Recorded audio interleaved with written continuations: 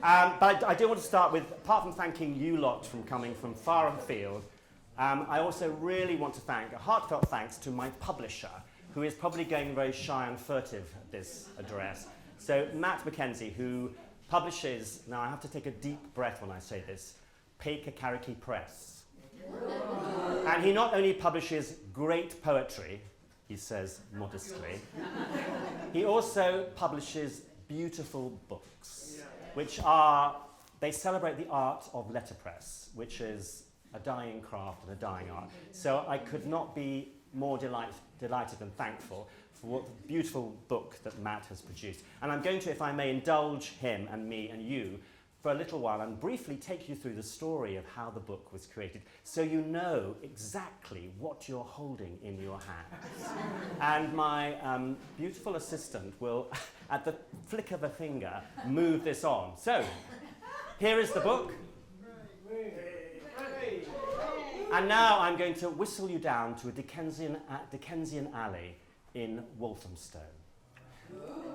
You enter it and you see something called the composing room. Though Matt, this room has never been as tidy as this, and all the plants, there were never plants there, they all died years ago.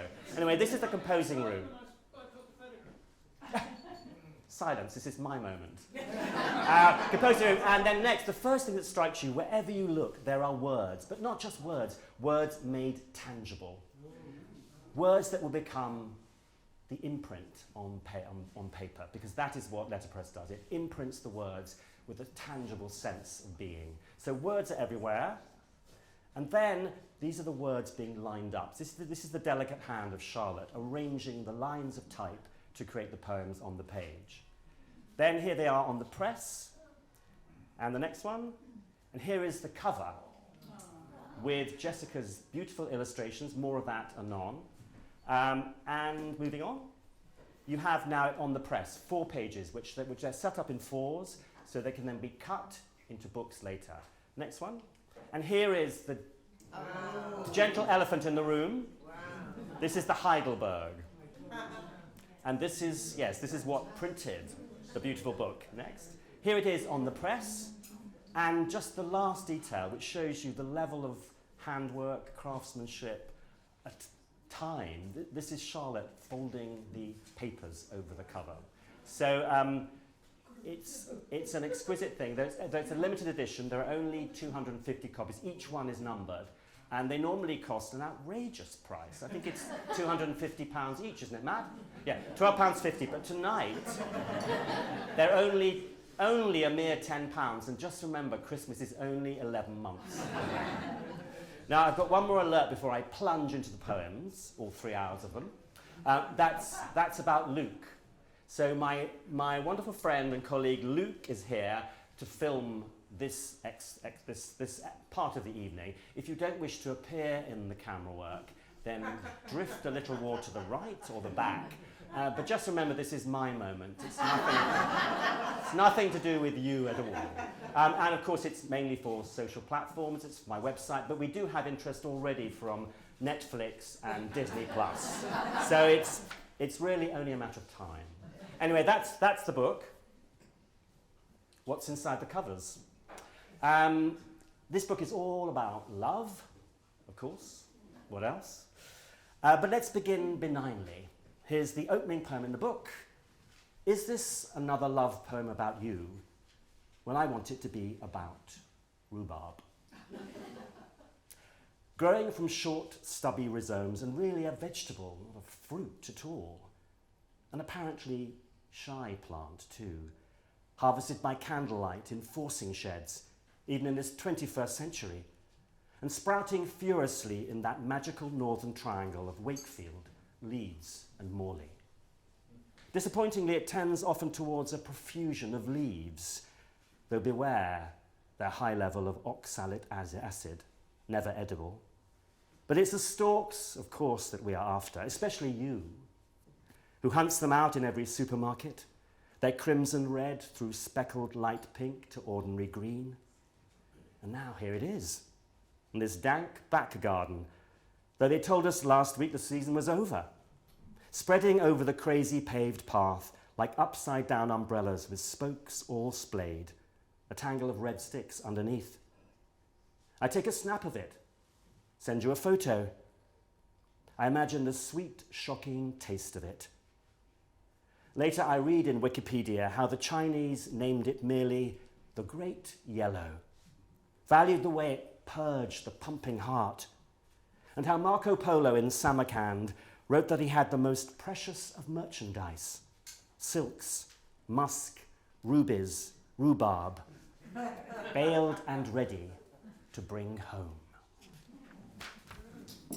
But the trigger of the book is the disappearing act of love. Sudden, unexpected, casually brutal. And here's the title poem, My Lover as Houdini. He's a disappearing act, total, acclaimed, his name on everyone's lips. Where's he gone, Mr. Vanishing? And he and I, oh, we were the triumphant duo, so inextricably linked, as if the two of us might plunge into the Thames for love, for always, bound around by double chains and indefatigable locks. But no, it was just him who jumped into the tight-lipped river, while I watched and waited still, till someone tells me, but this is later, much later, that they've seen him in a diagonal life, in a parallel life, shaking water like diamonds off his coat, small, flashy diamonds. Now, being the literate and literary audience that you are, you will of course notice that that is a simile. And there is a trail of similes constructed through the book. My lover is fog, my lover is birdsong, my lover is a scanning machine, my lover is an undercover agent, my lover is a glacier, my lover is nobody. And it's a way of calibrating comprehension. And the images range from the surreal, the fantastical, to the very ordinary and the everyday, like this one. My lover as British Rail lost property. Spent a lot of time looking at the website.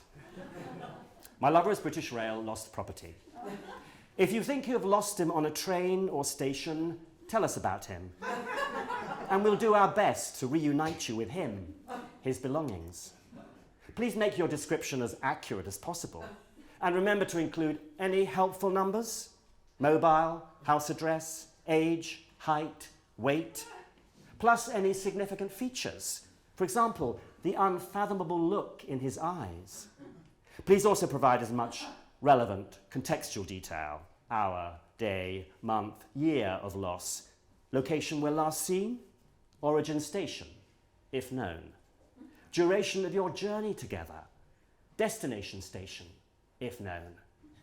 Please record too how he flicked his raincoat over his shoulder saying, I think I'll go now, at your last encounter.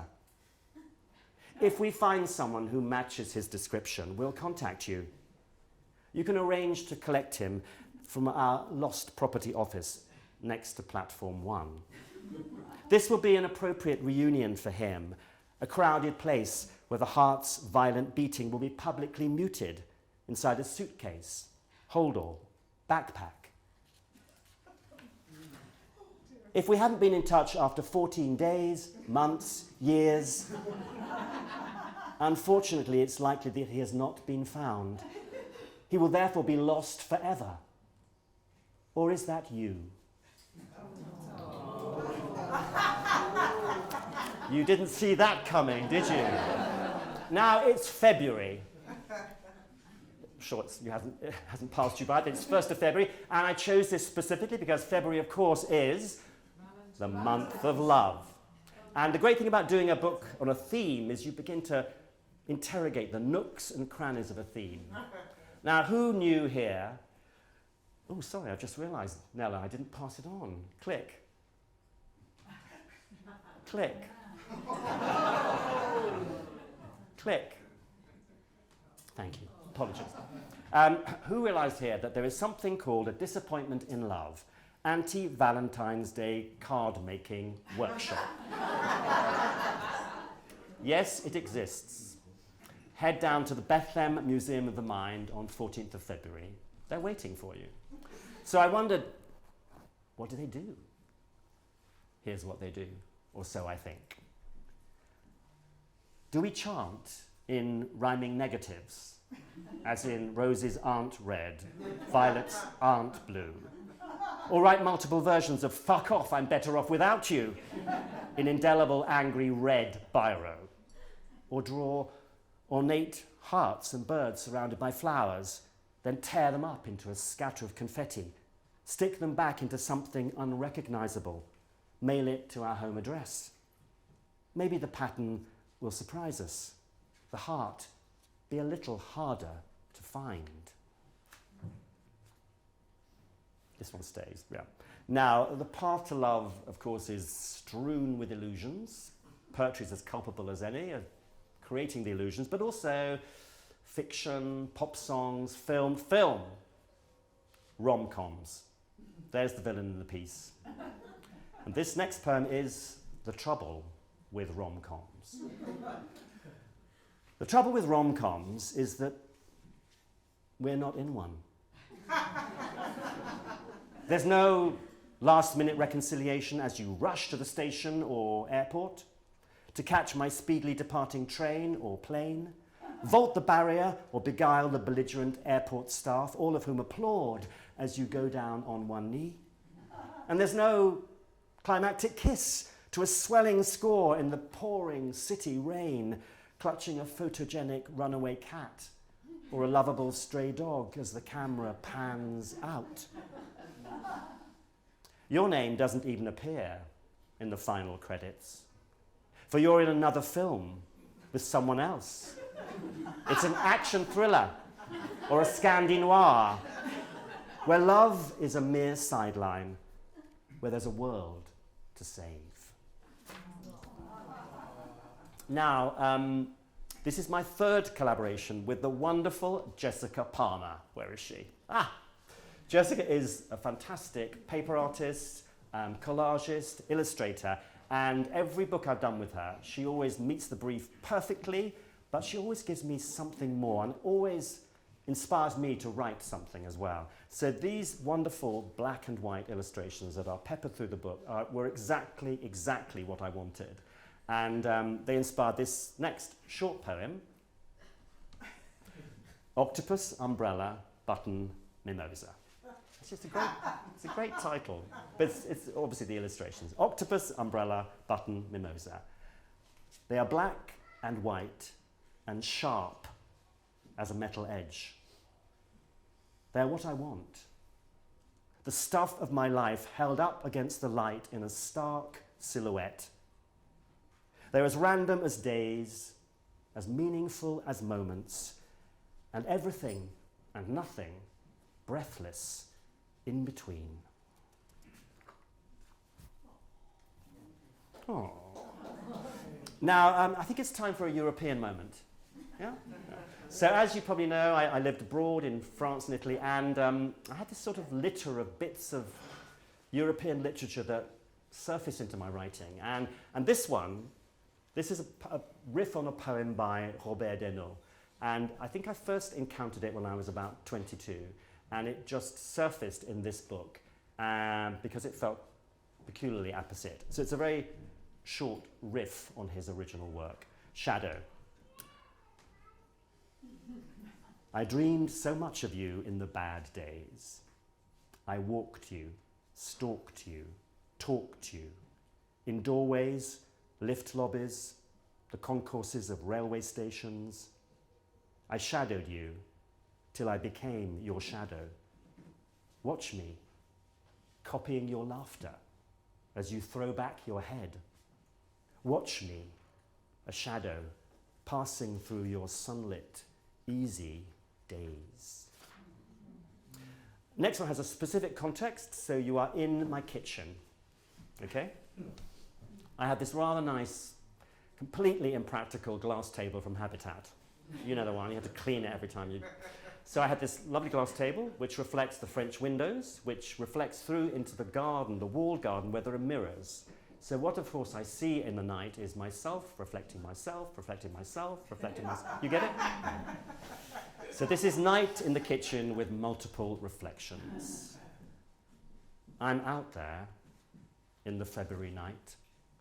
Man at a glass table, balancing oranges in a bowl and a blue hyacinth in a ceramic pot, just coming into flower. Can you catch the scent out there beyond the window, I wonder? Catch a version of me that you knew, or a version of me that's free of you in a month, a year to come? I know I'm out there, in those multiple rooms of night. I with my dark blue eye and questioning demeanour that has to somehow believe in all these lives. Believe too in this glass table, the hopeful here and now weight of oranges, the here and now.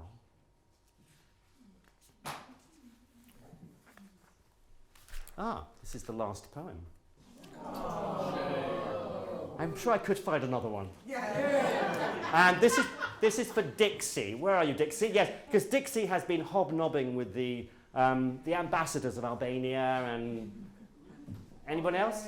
Basically, mainly Albania. I've always been fascinated about Albania because Albania is, of course, Illyria in 12th Night. And as you may know, I'm sure, it had a very checkered history. So in the beginning of the 20th century, they could not give the crown away. They offered it to a German prince. They offered it to an English cricketer. And nobody wanted it. And then, of course, you got the dictatorship. And I went there for work when I was working in the World Service. And then latterly, just before the pandemic, I went cycling there. And you know, in Albania, there are the accursed mountains. And I mean accursed. You just go up and up and up. So this is really about how you face an emotional challenge with a physical challenge. This is King of Albania. I hire a bike and go to this poor country on the edge. In 1912, they offered its crown to a German princeling, an English cricketer. Later came a king called simply Bird. I dream of golden trout that only swim in this country's deepest lake, and of everything new I can be. An oppressive heat, a lowering sky, I bicycle hard so I can hardly breathe, hardly see. It's a pilgrimage towards forgetting all the things that you could never do or say, while I shall be king of Albania. Do you want one more? Yes. I didn't even do the, all right. Before I do have some thank yous. Oh, sorry, Nella, I've forgotten again. I do have some thank yous. There's people who helped me put this event on, particularly Nella, Alison and Anne, and also an eternal thank you to my Wednesday group of poets, some of whom are here, and particularly Jane Duran, who've just been a constant source of inspiration. And many of the poems would not be here were it not for them. Anyway, this is the last poem, and then I'm going to sign lots and lots of books. Books.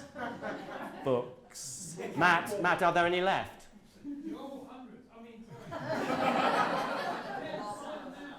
Just a few. Buy now to avoid disappointment. Okay, this is Lessons from Pierre Bonnard. So he's that, I'm sure you know, that wonderful late Impressionist painter where a painter of acid and changing hues. You look at one colour and it changes into another colour and another colour. And also there's always a world seemingly nudging just outside of the frame or trying to get out of the frame. There's always a sense of transformation about to happen. So this is Lessons from Pierre Bonnard. That often it comes down to details like these: a cup and saucer, a book on a table, red and white checked tablecloth, the small nose of a dog. You can look and look again at the very same space, find it now magenta, now lime green, now yellow, now blue. You can never tire of looking. That love is sometimes there, peering in at the corner of the frame, passing in a mirror half in profile.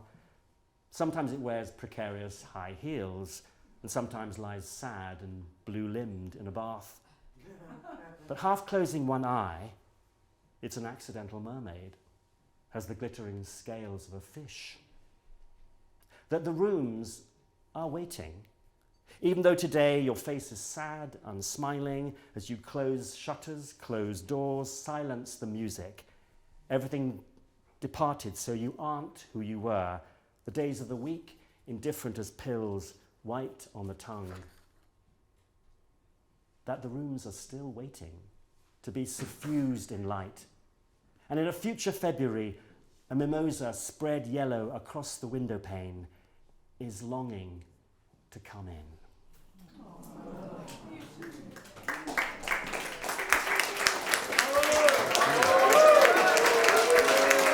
Very right.